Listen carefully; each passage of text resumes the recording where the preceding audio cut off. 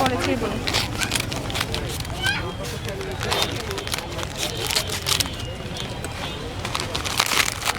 তো মিষ্টি আপু, জি ভাইয়া। শেষ মাখার দাম কি আগেরটাই আছে না বাড়ছে? না, আগেরটাই আছে, কিন্তু- ইনগ্রিডিয়েন্টস বাড়ছে কিন্তু আমার দামটা একই আছে, মানে চিপস মাখার দামটা। জিনিসের দাম তো সব কিছু বাড়লো, কিন্তু আপনার শেষ মাখার দাম বাড়লো না কেন?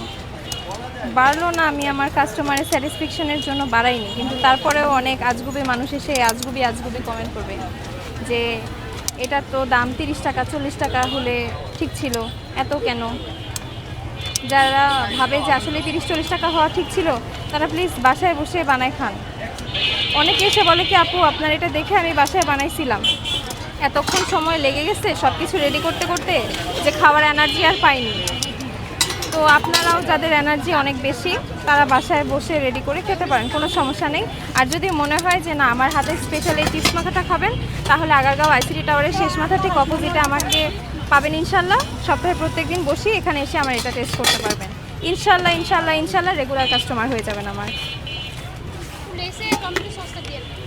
টমেটো সস নেই আপু, কাস্টমাইজ সস, ওটাতে তেঁতুল সস আছে, ওটা কি দিব?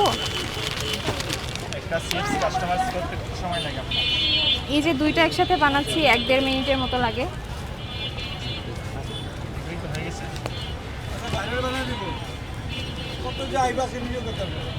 ঝাল দিব? দুইটাতেই দিব না?